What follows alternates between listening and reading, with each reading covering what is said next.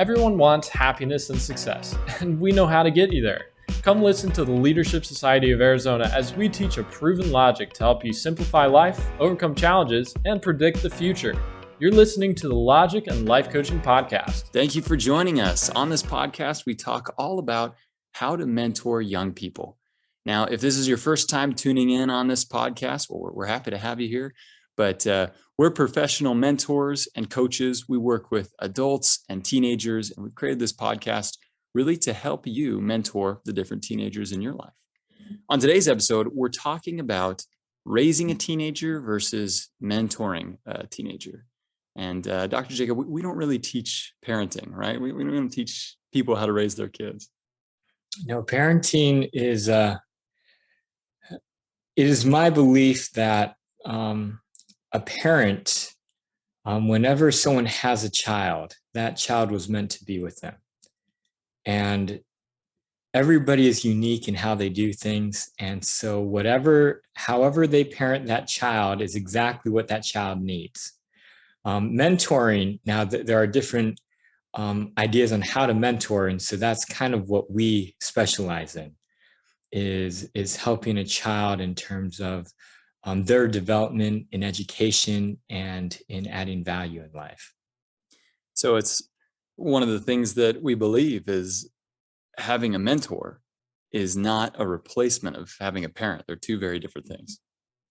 Yeah, yes, I think maybe mentorship falls under the realm of also parenting. It could be a part of what you do as a parent, but parenting includes much more that we don't go into. Yeah. As a parent, you're responsible for that child's physical well-being, food, shelter, for living with that child day to day.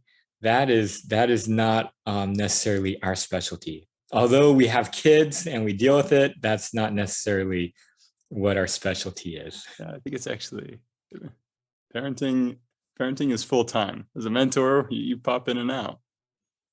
So yeah. What I wanted to start a conversation with is what is a mentor? What would you call someone who's a mentor? A mentor is anybody that somebody looks to for advice, for help, for support in their development, and in trying to figure out what they're supposed to do. And so it could be anybody, as long as the person is looking to them as, hey, I need help, I need support.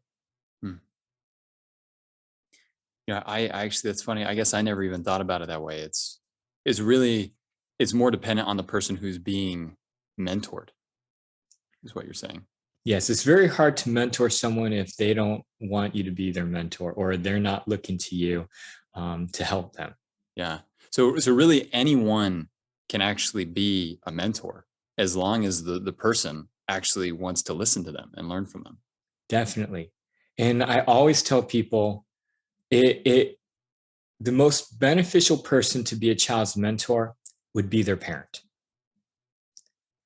If the child is willing to look to the parent for advice in everything and always turn to them for support, that would actually be the most optimal mentor. But that's not always the case. Sometimes children don't want their parents to be their mentor or look to their parents for support. But I would always tell a student, that's probably who you should be turning to the most. You can have other mentors. It's like having a mentor isn't like you can only have one. But I would always think the parent would be one of the best mentors for a student. Well, and this is interesting because a lot of the parents of my students, they get really frustrated because they say, I want to help my kid on these things. Like I want to help them with grades or whatever, but I can't, they're not listening to me.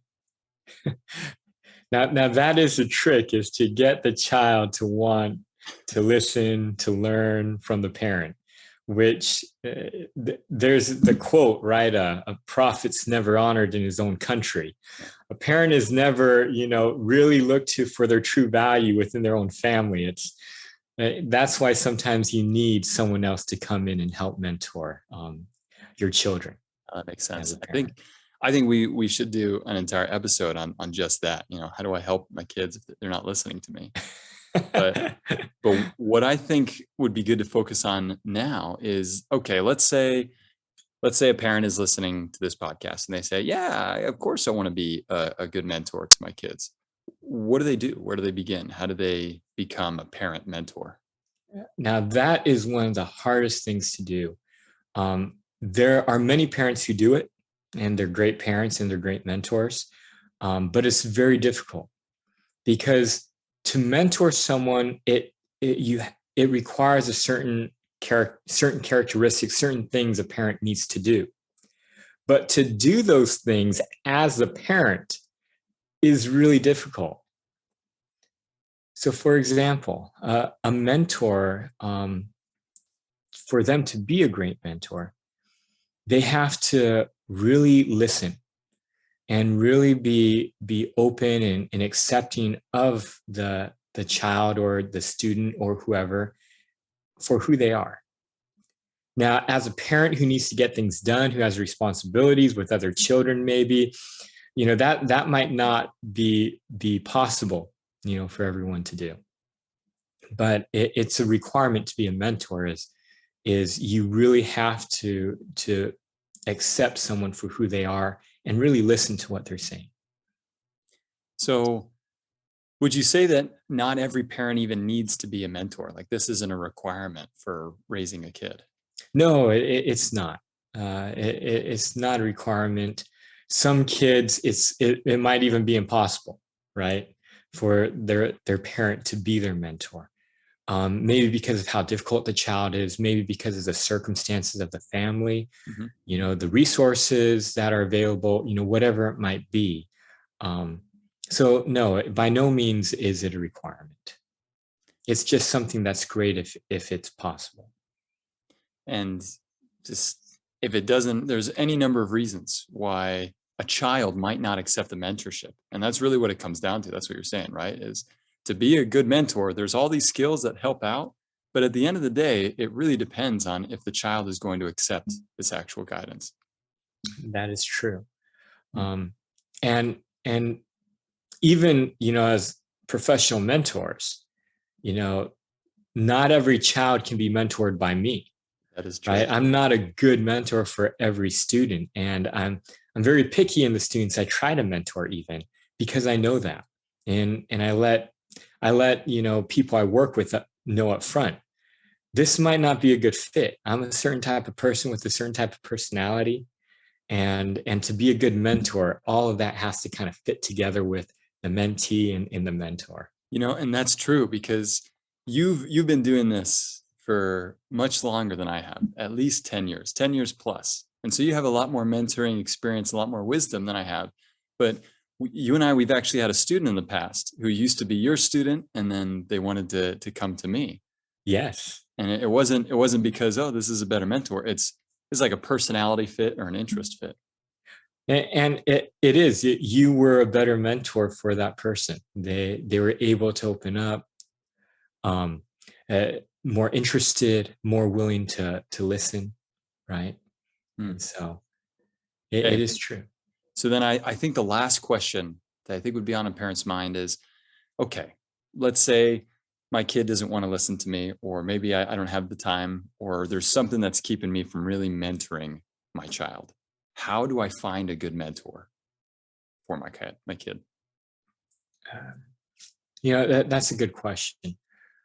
So there's a couple of things, a couple of factors to look into.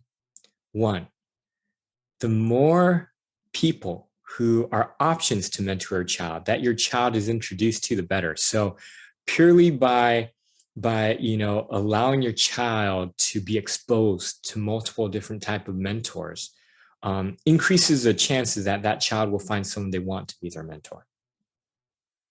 Right? So your ability to expose your children to other mentors and people who could be their mentors, that increases their chance of finding the right mentor 100%.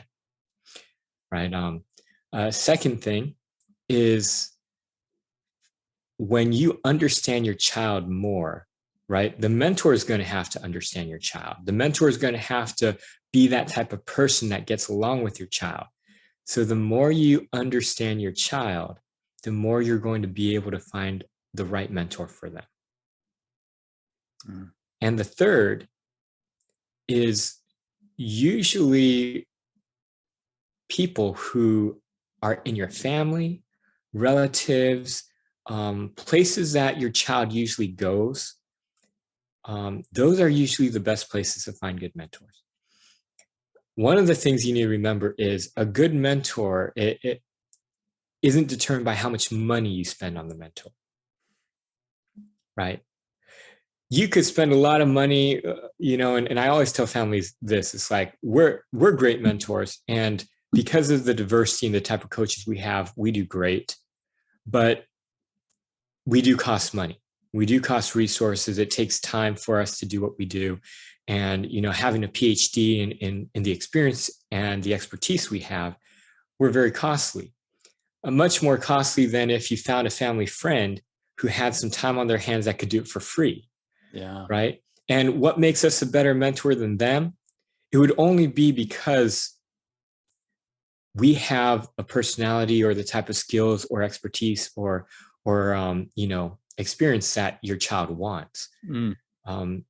But just because you spend more money on us doesn't necessarily mean we'll be a better mentor than a family friend that will do it for free. Or just because we might have the degrees or experience, that doesn't necessarily make us an inherently better mentor.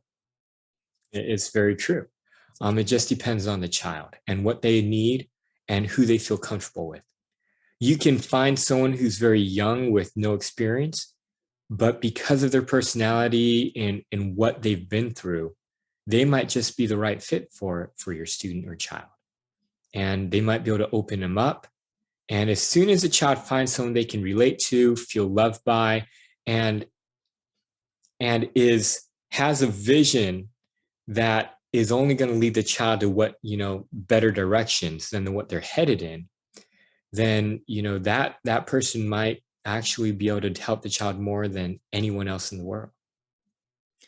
I really appreciate what you're saying, because it's putting some ideas into my head, because I think oftentimes, I'm not a parent of a teenager, but mentoring teenagers, I think a lot of times I even end up taking mentoring personal. If a teenager doesn't want to respond, or if they quit the program, I'm like, oh man, this says something about me.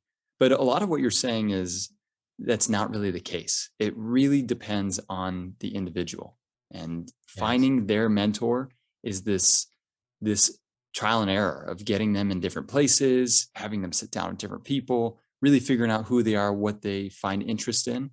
And when they find that good fit, it just clicks. There's no forcing it. Yes. If you have found a good mentor for your child or your student, you'll know immediately. They will want to talk to the person.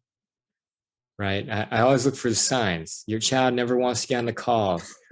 They don't talk a lot with the mentor.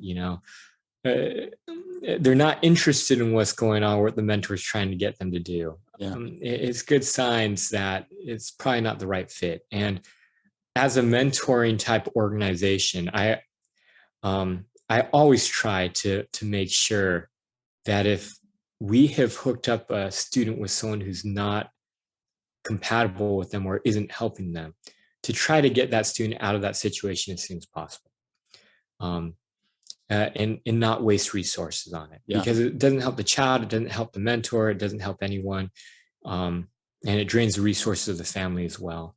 But it's a very difficult thing to do, because sometimes when children respect somebody, they don't want to hurt their feelings, or they feel obligated towards them, so they might not necessarily get a lot out of the mentorship, but they'll stick on it just because they don't want to hurt their feelings, or because they feel obligated to do it. And that's a really tough thing. Yeah. Well, this has been a really great discussion, and I hope listeners can take something away from this idea that mentoring is just one of the many tools to add into a parenting tool belt. And there's so many resources. It doesn't necessarily have to come from a parent, but it could come from so many different people, whether it's professionals, family, friends. But really, mentoring is all about finding someone that your child really connects with and wants to talk to and wants to learn from. So thank you for your time, Dr. Jacob. It's a great episode, and we'll see you all on the next episode.